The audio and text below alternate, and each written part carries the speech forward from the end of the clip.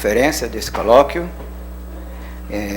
vai ser dada pelo professor Paulo Ribemboim, que é um grande especialista na teoria de números, tem mais de 200 trabalhos publicados e uma quantidade bem grande de livros também, deve contar-se próximo de 20 dessa ordem de grandeza. Acho que todos os livros dele estão aí na biblioteca do INPA. Ele participa do colóquio desde o primeiro colóquio. Essa foto que tem a propaganda do colóquio, desse 50 anos do colóquio, nessa foto vocês podem encontrar o seu Paulo Ribemboim. Por que 50 anos do colóquio é o 26º? Isso, cada 2 anos. A cada 2 anos. Muito bem. Mas bom, ok, já é uma primeira pergunta de números. Isso mesmo. Mas não são primos, não.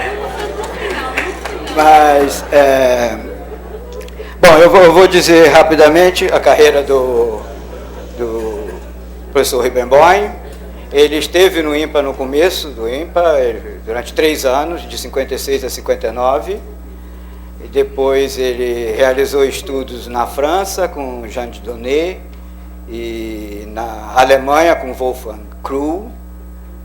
A carreira dele foi quase que, essencialmente, acho que são 40 anos na Queen's University, no Canadá, mas antes passou por França, Estados Unidos e Alemanha durante, acho que, um período de 10 anos aproximadamente. E os livros deles têm títulos muito curiosos, né? Porque tem, por exemplo, só para citar um exemplo... Você mencionou, mas a carreira do Paulo começou no INPA. Mencionei, de 56 a 59. Está aqui na... Mais ou menos.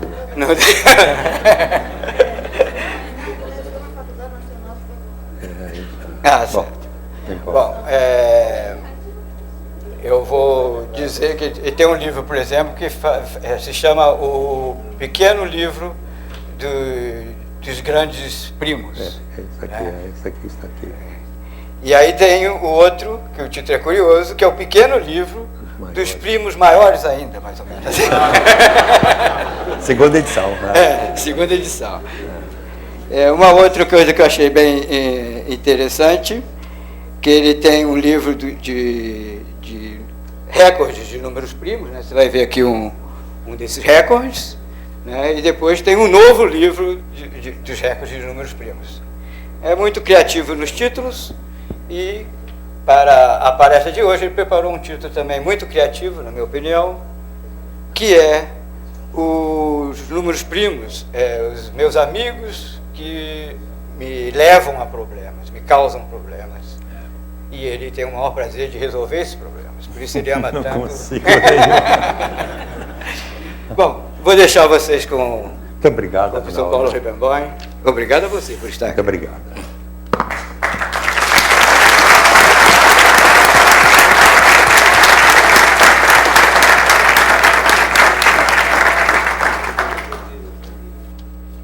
Vocês vão escutar uma palestra de sobrevivente.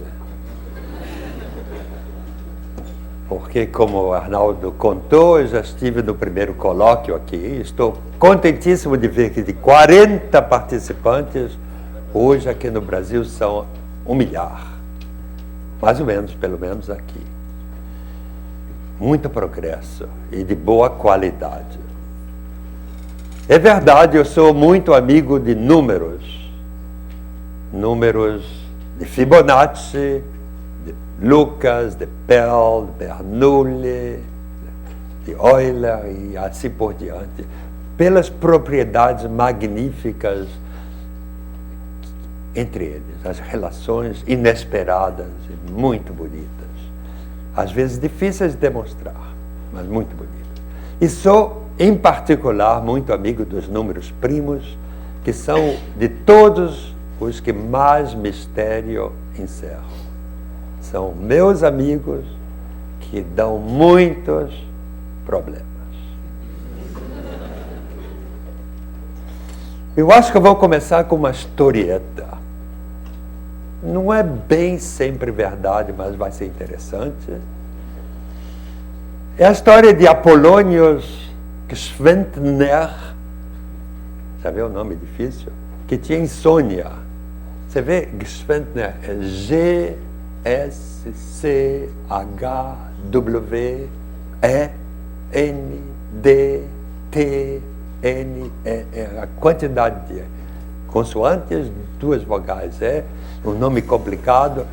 E quando ele era menino, não podia jogar futebol, porque ninguém dizia, para frente Ronaldinho, não, para frente Apolônio, não funciona.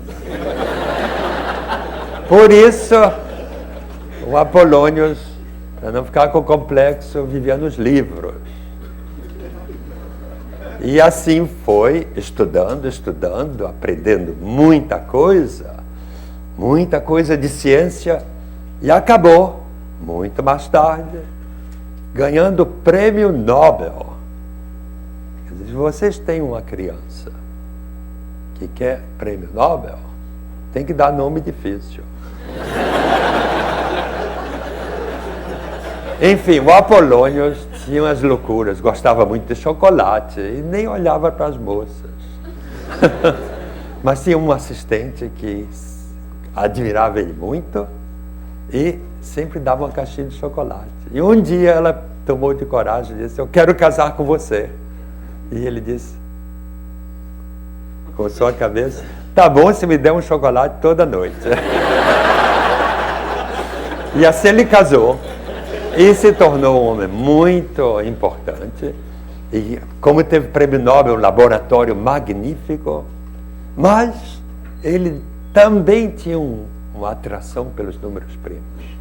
E como sabia que eu gostava disso, uma vez me pediu para vir ao laboratório e me disse, olha,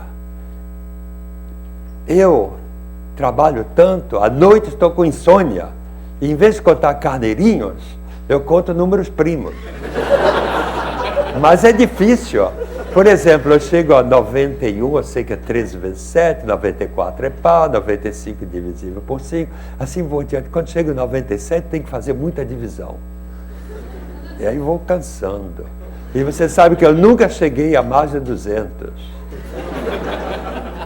Bom, depois disso ele disse, seria bom se eu soubesse, quando eu chegar a um número primo, quando é que vem o próximo?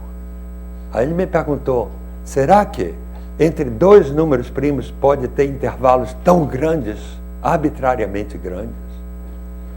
E eu respondi isso para ele. E eu vou lhe explicar que essas perguntas ingênuas, como elas parecem, levam a muito problema interessante. Primeiro, saber se o número é primo ou não é. O reconhecimento de um número é primo ou não é. Como se faz? Naturalmente, você pode dividir por todos os números menores e chegar à raiz quadrada, basta, mas é muita divisão. E o número de operações que se deve fazer é mais ou menos da ordem de grandeza do número, e não da ordem de grandeza do número de algarismos, que seria muito mais rápido. O número de algarismos de um número n é proporcional ao logaritmo de n em qualquer base, porque é proporcional. É muito menor. E quando se descobre um processo para testar um número e saber se é ou não é primo, e que o número de operações com algarismos é da ordem de uma potência fixa do número logaritmo de n, quer dizer, logaritmo de n é uma potência k. K é fixo, n varia.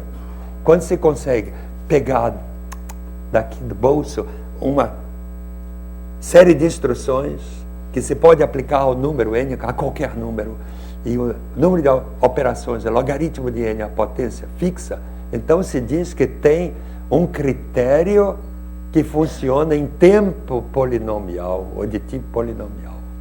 O problema de saber se havia um tal critério foi aberto muito tempo. E é uma questão importante, porque hoje em dia se sabe quais são as aplicações na prática de números primos e de números compostos de factorização. Pois bem, E no ano 2002, 3 matemáticos informáticos da Índia, Agrawal, Kayal e Saxena, descobriram esse processo. E esse processo é quase fácil, a parte um teorema muito difícil de Fourier. E como resultado, se tem um processo, eu vou escrever alguma coisa aqui no quadro, que tem as seguintes características. Esse processo é para todos os números.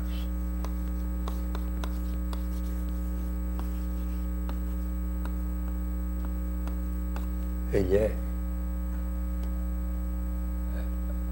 como é que se poderia dizer, para todos os números, não probabilista, quer dizer, determinista, vamos dizer assim, determinista. Outra coisa que eu posso dizer, ele é baseado em teoremas.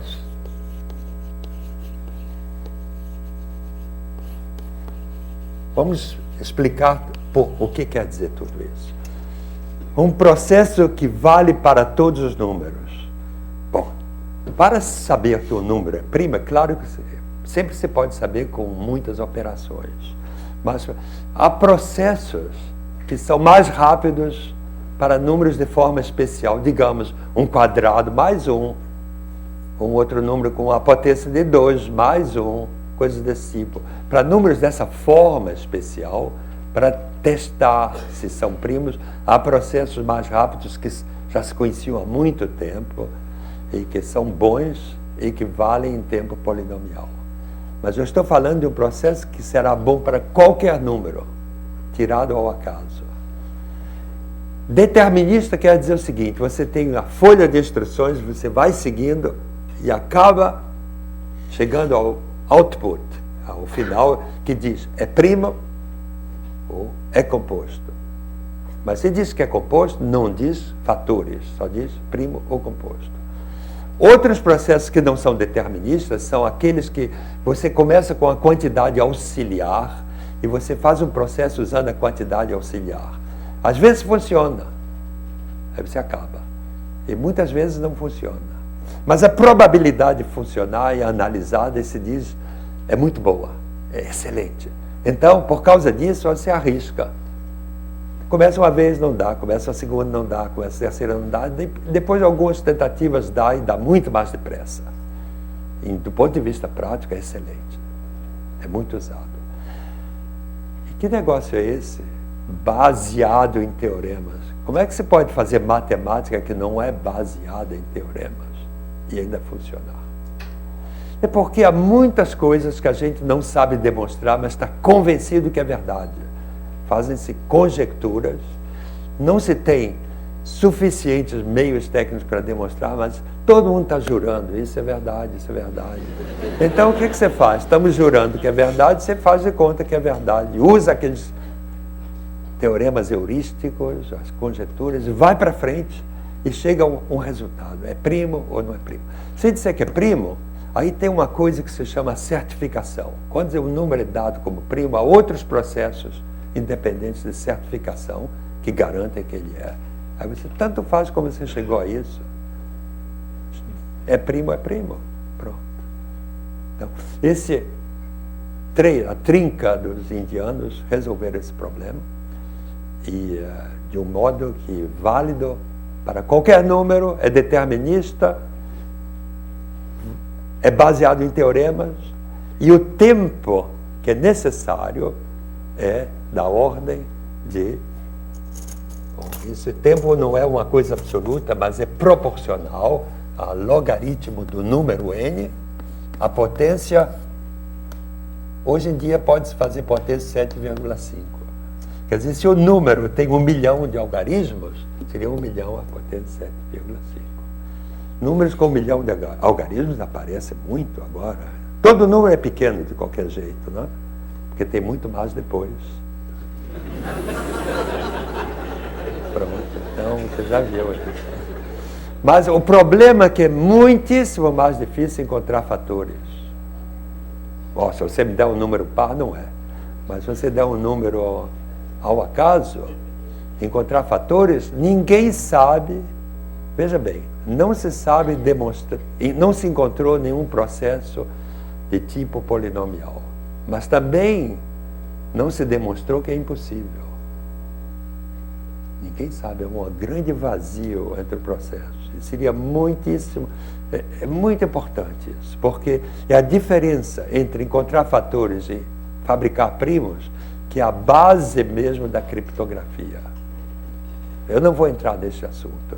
Temos certamente muitos especialistas, inclusive no Brasil, como Severino Collier Coutinho, que escreveu um livro que é muito bom sobre isso, que é nosso colega, e não sei se está aqui ou não.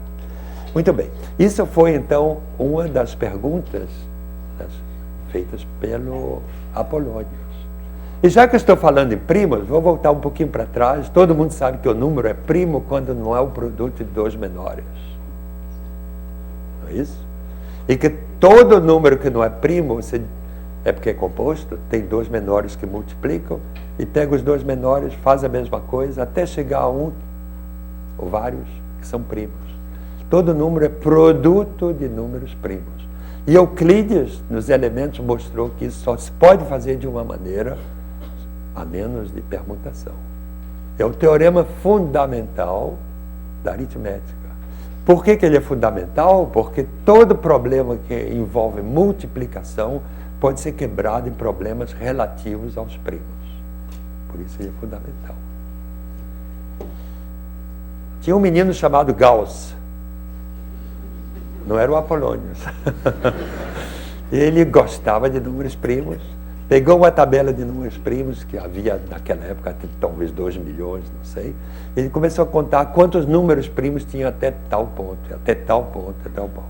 E ele chamou a função π de n, é o nome que se dá, π de n. Π não é 3,14, desculpa, mas é assim que ele chamou. π de n é o número de primos P menores que... Bom, podemos botar X também, porque se X não é inteiro, isso não modifica nada. Está por aqui, está por aqui, π de X, em algum lugar. Por aqui. Muito bem. Essa função π de X é assim, é escadinha. Cada vez que o X encontra um primo, ela sobe de 1. Depois fica igualzinho, até encontrar um outro primo, sobe de 1.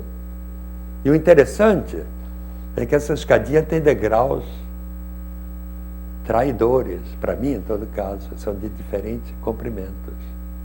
Pode ser um degrauzinho de comprimento 2, quando, por exemplo, 11, 13, por exemplo, um degrauzinho de comprimento 2. Pode ser muito grande. E Apolônio me perguntou, pode ter degrau, não é isso? Pode ter diferença entre primos tão grande quanto se queira. Isso eu sabia. Não sei muito, mas aquilo me lembrava. Você pega o número n mais 1, faz o fatorial e bota mais 2. Isso é divisível por 2, tá bom? O que está aqui dentro está aqui. Todo mundo me segue? Todo mundo. E n mais 1, fatorial.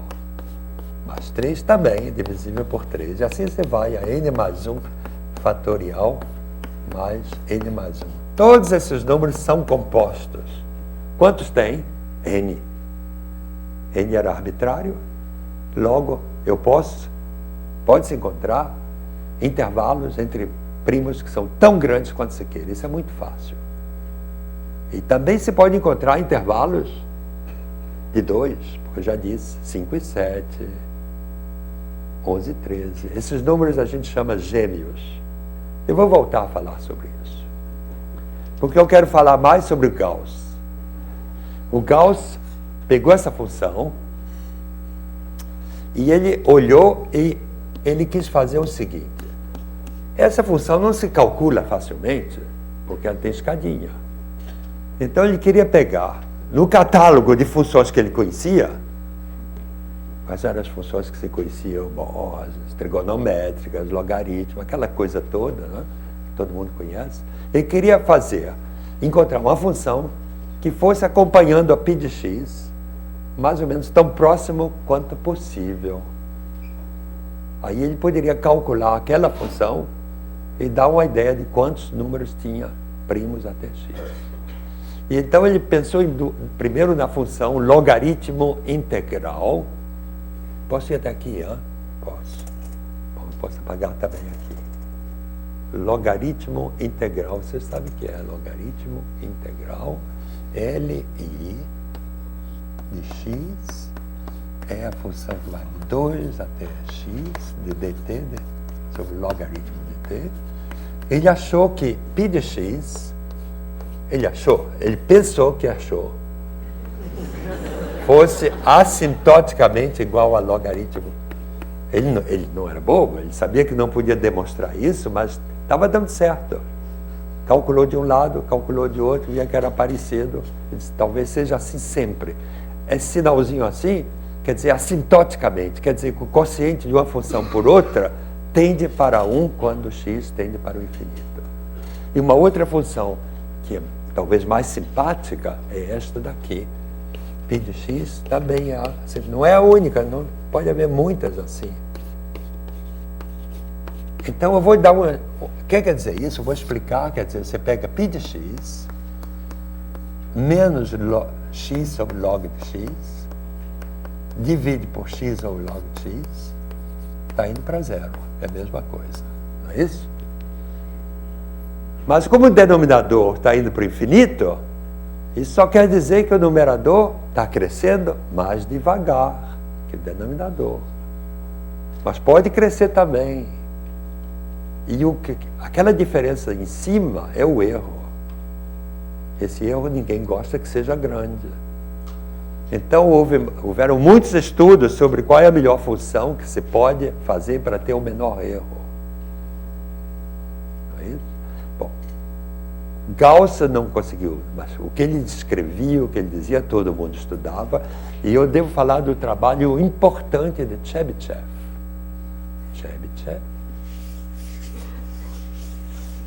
Chebyshev não é Apolônio Schwindner, mas é um nome complicado também, né?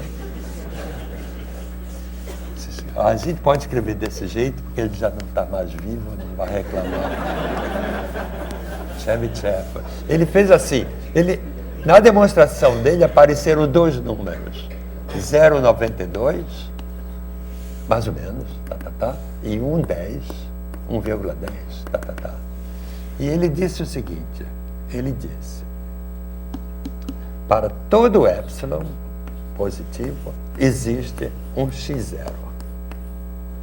Esse x0 é para dizer que as coisas são boas a partir de um certo momento. É sempre assim. O começo é irregular, mas as coisas se regularizam. Existe um x0. Tal que, se x é maior ou igual que x0, então chega a verdade. O que ele demonstrou é que, eu vou botar isso aqui grande para vocês verem, até eu posso ver. Então, vamos ver o que vai acontecer. Tem o 0,92 menos epsilon, 1,10 mais epsilon, e no meio tem aquele quociente, π de x por x over log de x. Aquilo que deve tender para 1, de acordo com Gauss, está imprensado, a partir de um certo momento, entre aqueles 2 números. Aquele menos epsilon e aquele mais epsilon. Está dançando. Ninguém sabe exatamente como vai variando. E o Chebyshev disse, se houver um limite, tem que ser 1. Mas ele não conseguiu demonstrar. O grande teorema que ficou aberto chama-se o teorema dos números primos. É a afirmação que não foi demonstrada por Gauss, que π de x é assintótico com x sobre log de x. Esse resultado não foi demonstrado por Gauss, ele não conseguiu. Depois de Chebyshev veio Riemann. Riemann foi um grande matemático. analítico. Eu tenho que falar alguns minutos sobre ele, mas muito rapidamente. Riemann. Esses são os teoremas, as coisas boas. Ele fez o seguinte, vocês sabem que essa função, essa série, eu quero dizer, é harmônica, é divergente. Mas se você botar um pezinho no n, o denominador fica maior, os termos ficam menores. Basta botar um sigma aqui, sigma real maior do que 1, aí fica convergente. Tem uma soma. Essa soma depende do sigma, e como era Euler que fez, que gostava de números, de letras gregas, chamou de zeta de sigma. Zeta de sigma é a soma da série que está escrita lá, onde sigma é maior do que 1. Quando se tem só uma série com argumentos reais, a gente está pobre. É preciso ter séries com argumentos complexos, porque aí tem muito mais graus de liberdade. Euler não tinha isso ainda, mas Riemann tinha. Então, em vez de botar sigma, ele botou sigma mais it. Mais it. Complexo. Deu zeta de sigma mais it. Essa é a função de zeta, a série de zeta de Riemann, que tem abscissa de convergência igual a 1, e que só é definida, então, a partir da parte à direita da vertical sobre 1. Mas tem prolongamento analítico para todo o plano. Então, não é representado por séries, mas é representado por uma função que é holomorfa em todo ponto, exceto no ponto 1, onde tem um polo de ordem 1 com resíduo 1. Tem zeros. Tem uma equação funcional, que é uma simetria em torno da vertical em cima de um meio. E os zeros são triviais quando são zeros nos inteiros negativos. E outros zeros que estão nessa faixa 0, 1. Estão por aqui. Faixa crítica. Aqui é o meio. Quando começaram a calcular os zeros, estavam todos caindo aqui em cima do 1 meio. Então, Riemann emitiu a hipótese de Riemann, que todos os zeros da função zeta estão sobre a reta de abscissa ao meio.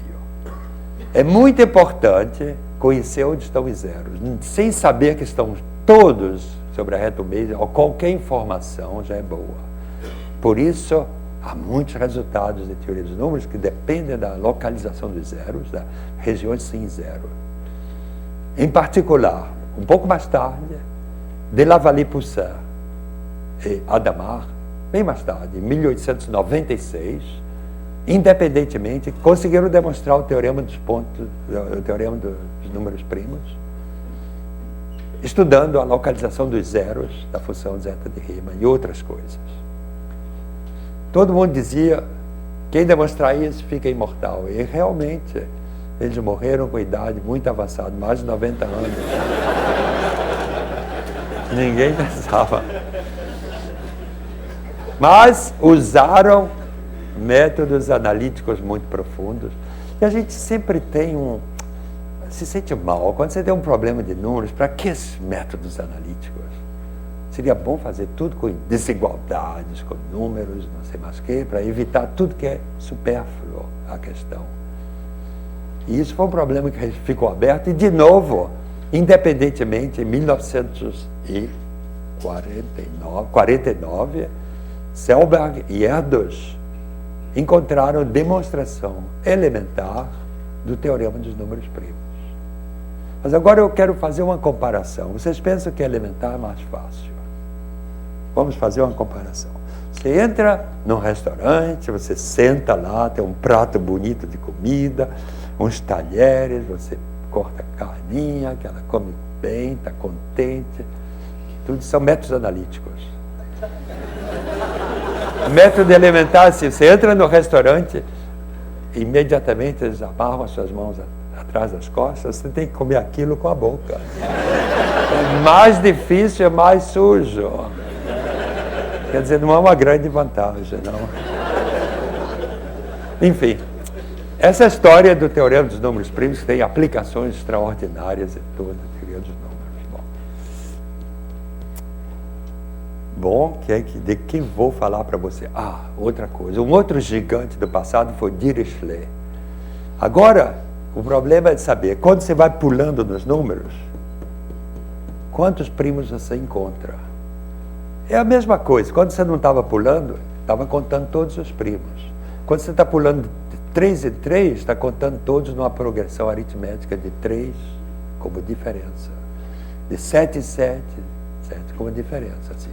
E Dirichlet conseguiu mostrar, era um problema muito difícil, que toda progressão aritmética que permite ter números primos, quer dizer, toda progressão aritmética deste tipo, A mais KD, onde K é maior do que 0, e onde o máximo divisor comum de A e D é 1, são números, naturalmente, A e D maiores que 1. Se eu pegar números A e D maiores ou iguais que 1, você faz todos esses números, eles são primos entre si. Então, Dirichlet mostrou que existe uma infinidade de números primos nessa progressão. Se fosse A igual a 1 e D igual a 2, você estaria falando de todos os números ímpares. Então, o caso particular é o teorema de Euclides, que diz que há uma infinidade de números primos. A propósito, como é que Euclides mostrou isto? Como é que você mostra que um conjunto é infinito? Vocês já pensaram? Bom, basta botar o conjunto na sua frente e começar a contar, mas você vai morrer antes. Não é boa ideia. Então, o melhor método é dizer o seguinte: você já tem um certo número de elementos do conjunto, você mostra como é que se obtém um outro. E então, bota o outro no conjunto, bota um outro, e assim por diante. É uma indução. Então, você, por exemplo, já tem os primos P1, P2, PK. Bota todos num saco, mistura. Mistura quer dizer, faz o produto e ajunta 1. Tem um novo número. Esse novo número, ou ele é primo, tem que ser maior do que todos, é um novo primo. Ou então não é primo, é divisível por um primo. Esse primo não pode ser igual a P1, P2, PK, porque senão dividiria P1, P2, PK mais 1 e P1, P2, PK. E dividiria a diferença, que é 1, impossível. Esse é um método que já existia, foi Euclides que estava nos elementos. Mas isso não funciona do mesmo jeito para progressões aritméticas. Aí ele precisou introduzir os caracteres de grupos abelianos finitos, as séries L, que são instrumentos de pesquisa muito importante em toda a aritmética. Foi um grande trabalho, um trabalho monumental. Muito importante. Outra coisa, eu estou dizendo que tem uma infinidade de primos, mas se você quiserem me pegar, você diz: ei, Paulo, mostra, eu dou A igual a 3.753.000 e D igual a tantos milhões. Me mostra um primo. Eu não sei. Não é fácil de exibir nem sequer um primo numa progressão aritmética. É claro, se for números pequenos é fácil, mas para qualquer progressão aritmética não é fácil. Disso se ocupou Lineik. Lineik mostrou o seguinte teorema. Quantas progressões tem que são permissíveis? O número de progressões é o número de A que são primos com D. O número de A entre 1 e D, primos com D. Relativamente primos com D. Esse número é contado pela função de Euler torciente, f de D. Quer dizer, a φ de D progressões. E acontece que, como no teorema dos números primos, é uma consequência. O número π a d de x, que é o número de primos daquela progressão que vai até x, dividido, é assintótico, se quiser, 1 sobre φ de D, x sobre log de x. Mais ou menos, tudo igualmente dividido. Mas não se sabe encontrar nenhum. E o nosso amigo Lineik, ele fez a coisa seguinte, chamou P de AD, P de AD, P, tem muito P, mas esse P de AD quer dizer o menor primo da forma A mais KD, e P de D, o maior dos menores, o maior dos PAD. Porque tem várias progressões, e ele mostrou Lineik a coisa seguinte, esse é um dos teoremas mais difíceis e muito importante, é que para todo, existe D0, para todo D maior do que zero, P de D é majorada por uma potência dL. L é uma constante. Independente de D, na verdade, hoje em dia se sabe que L pode ser 5,5. É muito difícil tudo isso. Quer dizer, antes de você chegar à potência quinta, mais ou menos, da diferença, você vai ter que encontrar algum primo de alguma das progressões. Mas são coisas difíceis, né? Muito bem. Eu não posso falar sobre tudo. Eu vou escolher. Vamos falar sobre os primos gêmeos. Aqueles como 3 e 5. 5 e 7. Diferença igual a 2. Pode-se fazer uma tabela e se encontram muitos. Então todo mundo diz, porque eu encontrei muitos na minha tabela, há uma infinidade. É uma boa, é uma boa, é good guess, como se diz. Mas não se sabe demonstrar. Porque uma das possibilidades seria a seguinte, para demonstrar, você pode fazer como Euler. Como é que Euler demonstrou? Euler demonstrou o seguinte, a soma de 1 sobre P para todos os primos P é infinita. Então, pode-se copiar isso, a soma para 1 sobre P mais 1 sobre P2, P mais 2, quer dizer, onde P e P mais 2 são primos, quer dizer, primos gêmeos. Se for infinito, então tem que haver um número infinito de termos. Mas não é infinito, é finito, é D, finito. É a constante de Brun. Então a gente fica na dúvida. Poderia haver uma infinidade, mas eles estão tão longe um de outro, cada um daqueles pares contribui muito pouco e a soma continua finita. Ou poderia haver somente um número finito. Mas é conjectura que há uma infinidade. Tem havido muitos trabalhos sobre isso. No ano 2005, eu quero citar o trabalho mais recente, que foi um trabalho de grande importância, que começou com os trabalhos de Bombieri e Davenport, e que continuou com muita gente, e hoje com Goldstone,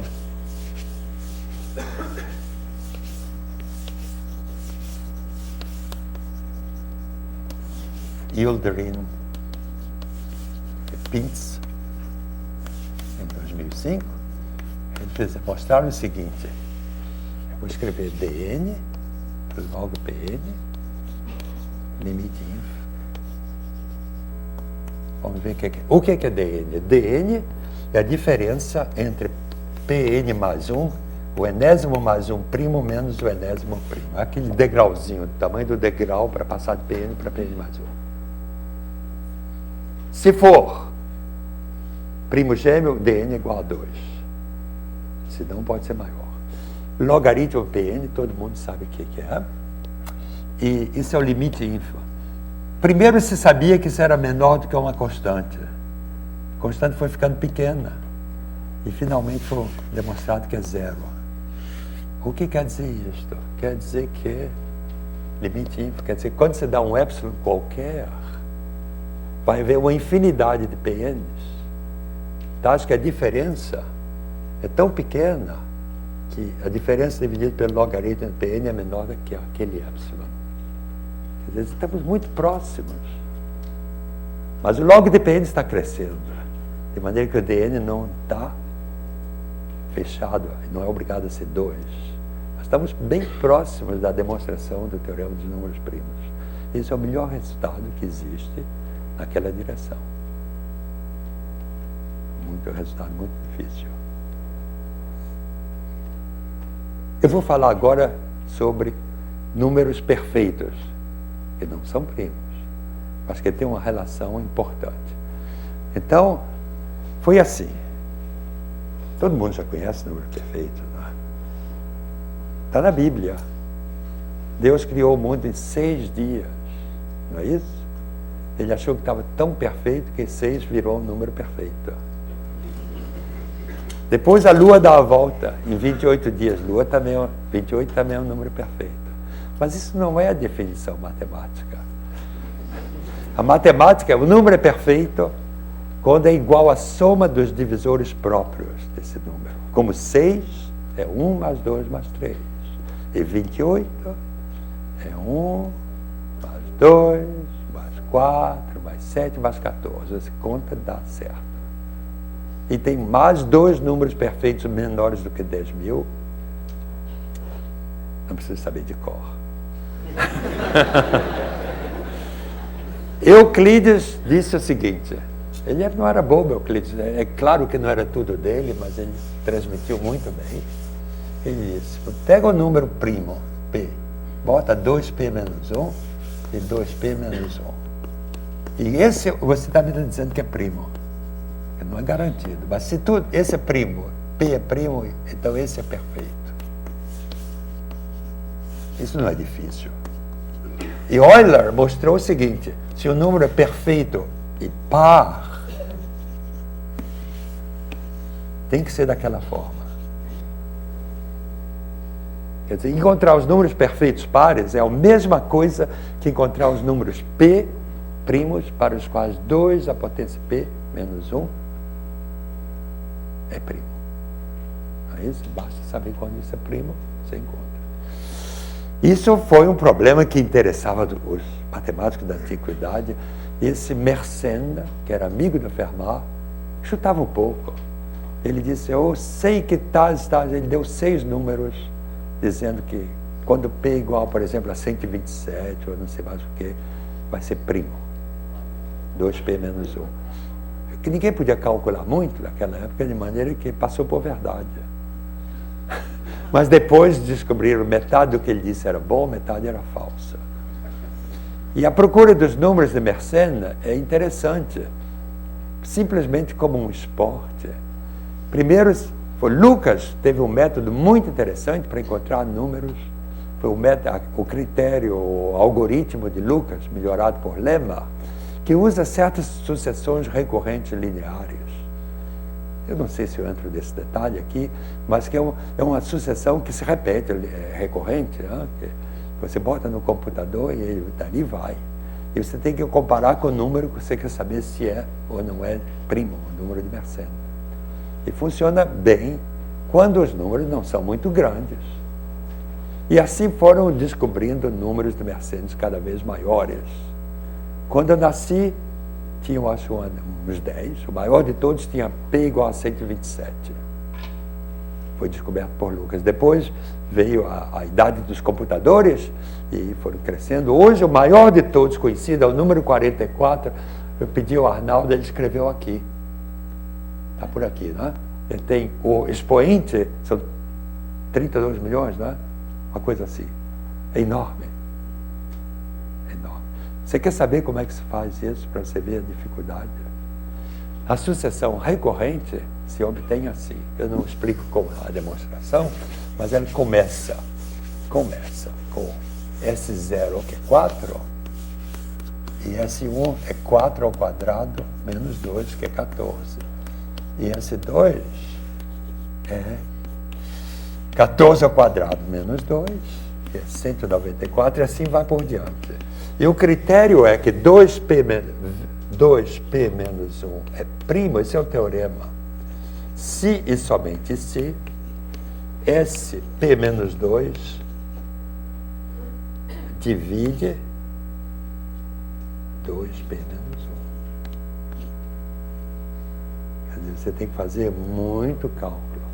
Ninguém tem nenhuma ideia como os números de Mercedes são distribuídos, mas como é um assunto que interessa muito ao público, porque dessa maneira se obtém os maiores primos conhecidos. Esse número ali é o maior primo conhecido.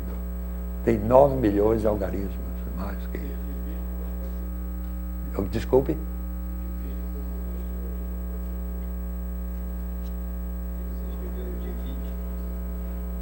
Eu não entendi. Você escreveu no quadro que SP menos 2 divide. Ah, não, é o contrário. Não divide. Não, é o contrário. 2P menos 1 divide. 2P menos 1 divide. Quando eu escrevi isso, disse, deve estar errado. Mas não era para tentar vocês, mas eu me enganei. 2P menos 1 divide. P menos 2. Tem razão. Muito obrigado. Foi um lapso. Muito bem.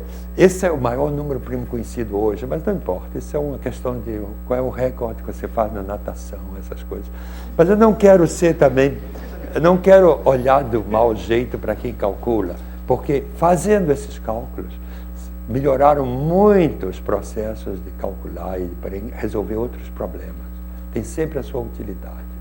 O problema com isso é que quando não se conhece a distribuição, existe uma organização central chamada Great Internet Mersenne Prime Search, GIMPS. É o Wolfram que distribui números. Você quer números? Eu lhe dou 3 mil assim, ou 3 milhões, sei lá quanto. Você pega, bota no seu computador, bota aquilo até encontrar. Não encontrou? Azar o seu. Se encontrar, você fica famoso.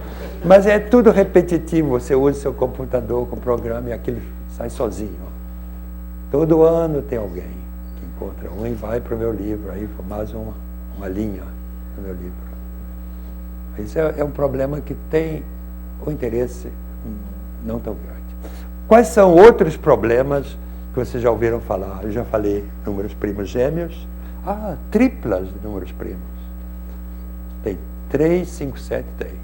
É a única que tem 3 em seguida, assim. Depois, você não pode ter 3P, P mais 2, P mais 4. Não dá. Porque se P é congruo a 1 módulo 3, P mais 2 já é múltiplo de 3. E se P é congruo a 2 módulo 3, é P mais 4, que é múltiplo de 3. Então, P mais 2, P mais 4 não podem ser todos 3 primos. Mas P mais 2, P mais 6 podem. É uma tripla, ou P mais 4, P mais 6, é um outro triplo. E a questão, quando resolverem se há um número infinito de primos gêmeos, o método vai ser bom para isso também. E vai haver também uma infinidade.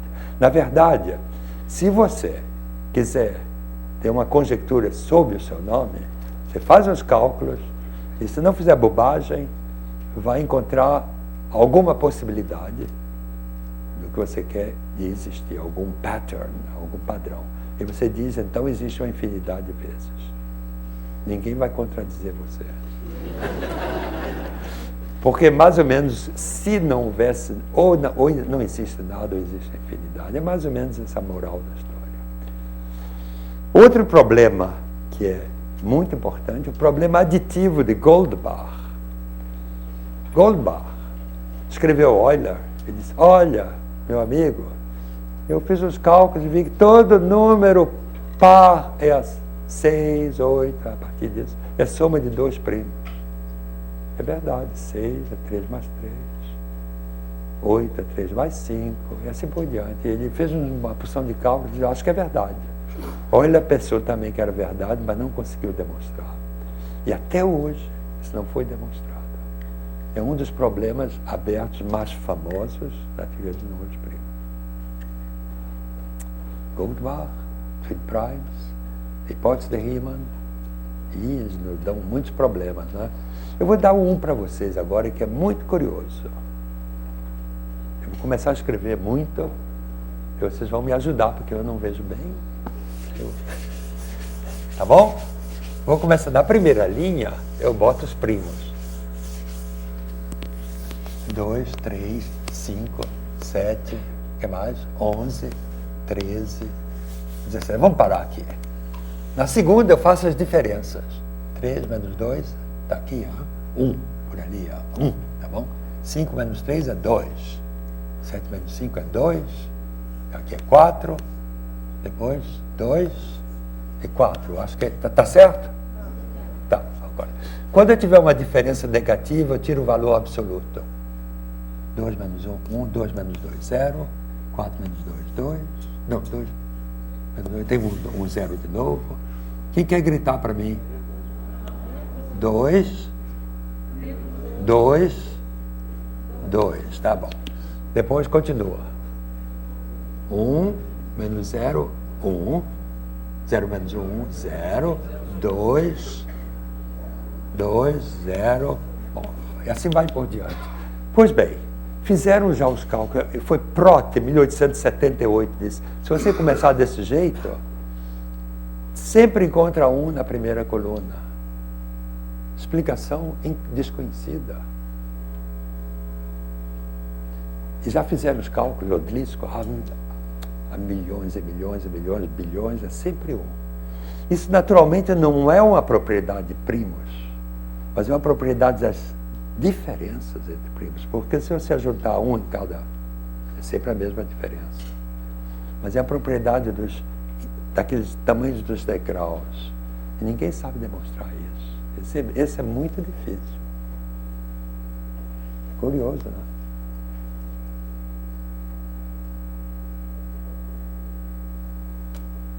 E assim vamos. Eu queria falar sobre... O que é que vocês querem? Quanto tempo ainda tem? Mais uns 10 minutos. Então, o que é que eu vou falar aí para vocês, uns 10 minutos? Bom,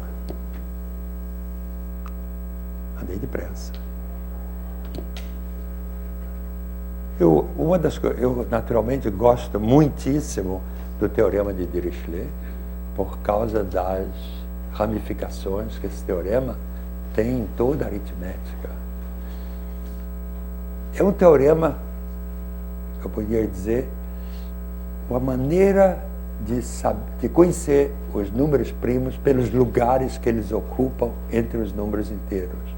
E a tal história, você está passeando no caminho, você apanha pedra. Pedra bonita é número primo, pedra feia não é. Você pode passear com passinhos iguais, progressões aritméticas, ou pode passear pulando como números de Fibonacci. Vocês sabem o que é? São sucessões.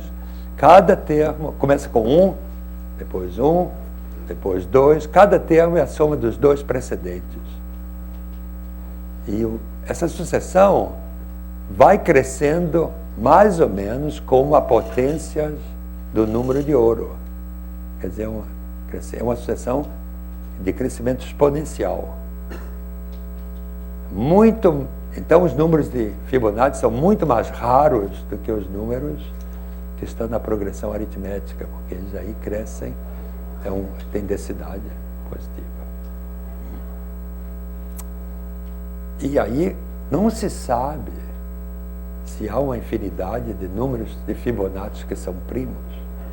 Isso deve ser verdade por causa dos cálculos que já fizeram, mas se eles aparecerem, os primos vão estar muito afastados uns dos outros.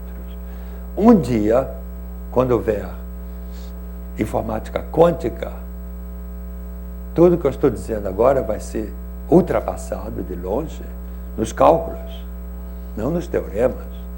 Então, muitas das perguntas vão continuar a ser válidas, mas num nível muitíssimo mais elevado. Vão se conhecer mais números de Fibonacci primos, mais disso, mais daquilo, mas não é desse jeito que vão resolver o problema. Em progressões aritméticas, há outros problemas interessantes também. Em valores de funções, eu falei agora o que é que eu falei? No valores das Fibonacci, se são primos. E valores de polinômios. Polinômios não podem unicamente ter valores primos, isso é muito fácil de mostrar. Mas às vezes tem uma sucessão de valores que são primos, um atrás do outro. Tem um famoso polinômio de Euler, que é este daqui, que ele bate o recorde. Ninguém pode fazer melhor. x2 mais x mais 41. Quando você toma x igual a 0, dá 41. X igual a 1 dá 41 e 1, 2, 43. Quando toma 2, 4, 2, 6, 47, sempre primo. E assim por diante, até 39. São todos primos. O Euler descobriu este. E a explicação é bastante interessante, porque ela depende, imagine, depende do conhecimento de todos os corpos de números algébricos quadráticos imaginários que têm número de classe igual a 1. O maior sendo os racionais com os quais se junta a raiz quadrada de menos 63. É interessante, está vendo? É um probleminha bobo, assim com números, mas que precisa de esse resultado. E este resultado depende dos zeros da função zeta. E aí nós estamos evoluindo e vendo como tudo se harmoniza de uma maneira muito interessante. Muita gente procura outros polinômios, existe toda a corrida dos polinômios, quem encontra polinômios que têm mais valores primos até certo ponto e assim por diante. Mas isso eu não acho tão interessante. Este é o maior de todos porque foi demonstrado por causa do resultado sobre os corpos quadráticos imaginários. Sucessões de primos em progressão aritmética. Eu falei, vamos ver se a gente entende, que numa sucessão, que é uma progressão aritmética, que permite, haverá uma infinidade de números primos.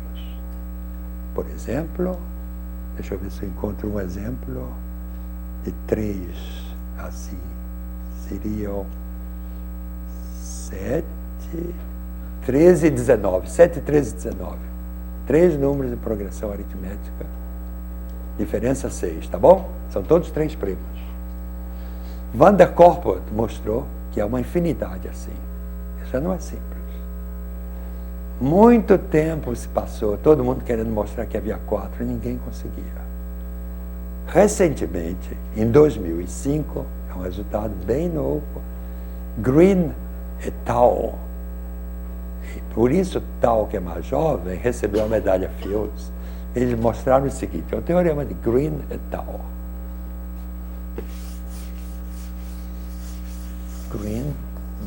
Ben Green et al. Dado para todo K, existem K primos em progressão aritmética. Não são consecutivos, mas são primos.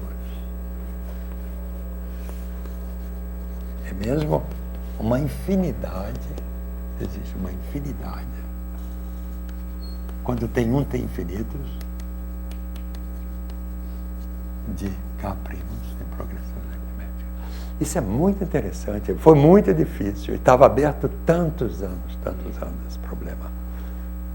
E o método, eu não conheço essa demonstração, eu acho que é argótico, me disseram. Em todo caso, é baseado, utiliza o teorema de Semered, que eu vou explicar. Mas não pode utilizar ele diretamente, eu vou explicar também por quê. O teorema de Semered é o seguinte. Semered diz: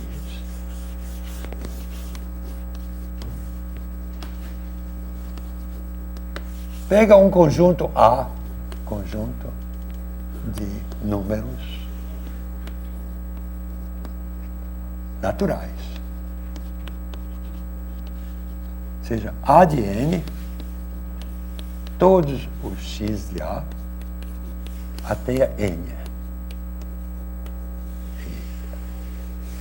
Isto é o número de elementos em A de N. Eu divido por N, dá a média do número de elementos até. Depois, eu olho se isso tem limite. Pode ter, pode não ter. Se existe limite, quando N tende para infinito, que eu vou chamar de delta, esse delta é a densidade do conjunto A de N. Todo mundo entende isso. O teorema de Semered diz, se a densidade não for zero, então, para todo K, dentro de A existem infinitas progressões aritméticas com K termos. Como na conclusão de Grünenthal. Mas Grünenthal não pode aplicar Semerede. Por quê? Porque o conjunto, vocês sabem muito bem, que se eu pegar π de x é um pequeno exercício, e pegar π de n, se você quiser, dividir por n, tem limite, é zero. A densidade seria zero, é claro. Então, o conjunto dos primos não é o A não pode ser o conjunto dos primos, mas é vizinho. Então, a técnica que eu não conheço é de utilizar o teorema de Semerede, fazer distorções de algum jeito, não sei como, e chegar ao resultado, que foi o que eu lhe disse, que existem uma infinidade de progressões aritméticas com K termos. Embora, se você me der K grande, diga K23. Ninguém conhece nenhuma progressão aritmética com 23 números primos. O recorde, 22. E já são números enormes. Estão vendo então o que acontece com números primos? Há teoremas de existência e exemplos. Os exemplos são difíceis de encontrar, precisa muito cálculo. E o teorema de existência, os teoremas não se ocupam dos exemplos. É claro, se você der um contra-exemplo, ninguém vai mostrar nada. É só para isso que serve, né? Mas se você não tem um contra-exemplo na sua cara, assim, pode pensar que o teorema é verdadeiro, aí os métodos são absolutamente complicados e não tem nada a ver com cálculo. Entretanto, calcular é muito importante também. E eu não sou daqueles, eu não calculo, eu nunca calculei, mas eu acho que é muito útil, porque isso faz trazer muito progresso para outras áreas também. Eu acho que aqui vou acabar. Tá bom? Tá bom. Muito obrigado.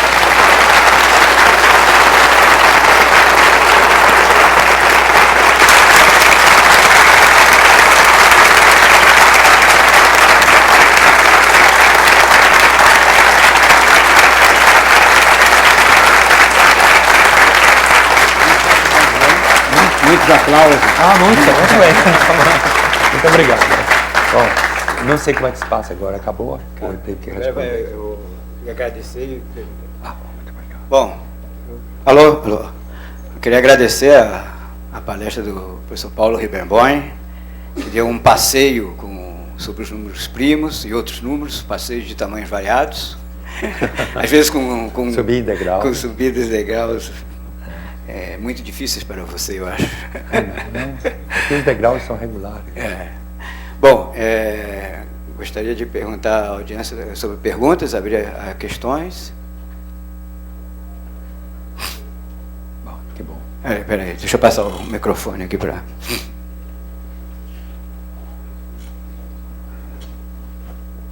Alô, eu só gostaria que você esclarecesse um pouco mais esse último teorema de Semerede, que eu não entendi qual é o teorema em si. Tá bom, eu repito. Okay. Teorema de Semerede, você tem um conjunto de números, que se chamou A, são números naturais. Você vai até o número n, pega todos os menores iguais a n. Conta quantos tem. Depois divide por n. Tem uma média. Depois faz n tender para o infinito. Pode ser que tenha, pode ser que não tenha limite. Se tiver limite, eu chamei delta, chama-se densidade, ou densidade assintótica do conjunto A. E o teorema de Semerede diz, se você começar com o conjunto A, que tem uma densidade assintótica maior do que zero, então, dentro de A, para todo K, existem K números, e uma infinidade de K tuplas de números em progressão aritmética. Não tem nada a ver com primos isso. Se A for um conjunto de números pares, e aí você tem a densidade que é igual a meio. Sei, E nesse caso, para K igual a 3, você não vai ter números em progressão 3 seguidos. Por exemplo, se eu pegar qualquer número 9, um deles vai ter que ser ímpar, não vai acontecer algum. Ah, mas não disse que tem que ser logo em seguida? São em progressão, não disse que são consecutivos. Você está pegando consecutivos. Entendeu? Pode ser 9, e qual é o outro que você quer? Não quer um. Entendeu? Outra pergunta?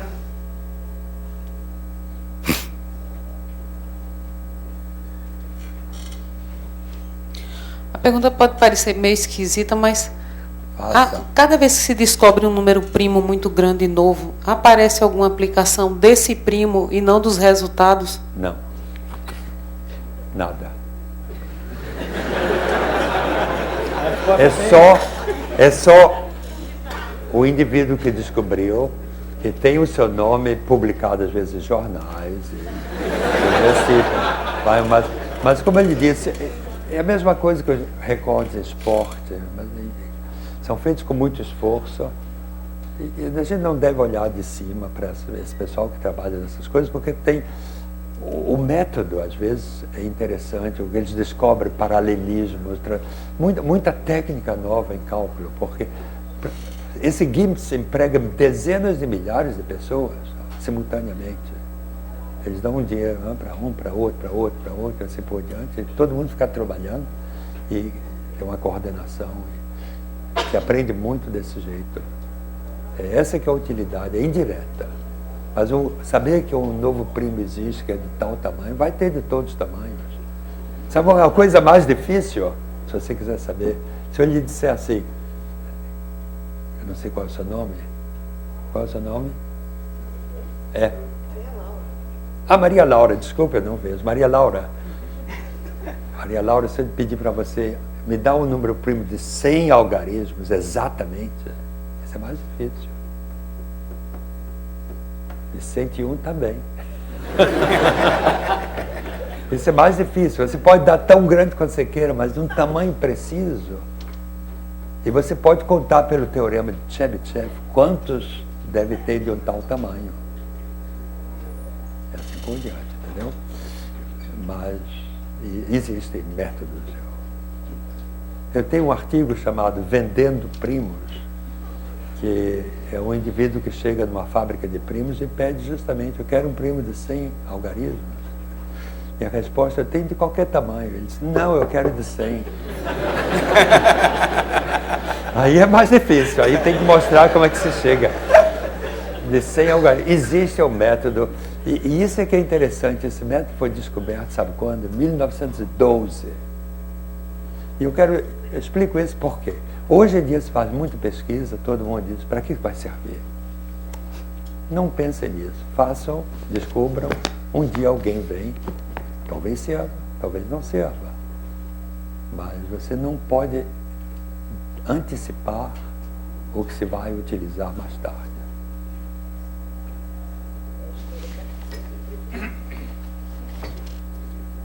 Bom, então vamos terminar agradecendo novamente o professor Paulo Rebenboim.